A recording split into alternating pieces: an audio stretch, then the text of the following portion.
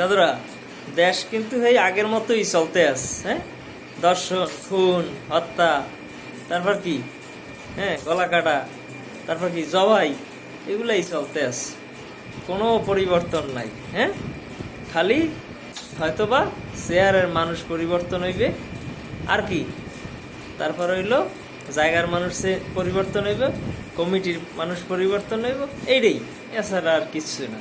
ঠিক আছে, মোরা যে জনগণ, মোরা ওই কি, ওই পাড়ার পুতার তলে যেরকম মশলা ধুইয়া যেরকম ছেঁচে না, হ্যাঁ, মোরা ওই ছেঁচার জিনিসই আর কি। উপরে থায় পাড়া, নিচে থায় পাড়া, আর উপরে থায় পুতা। ওই পাড়া পুতার মাঝখানে থাকে মোরা জনগণ কিন্তু কি একেবারে সেইছে মগর শরীরটা রস বাইরেই যেতে আছে।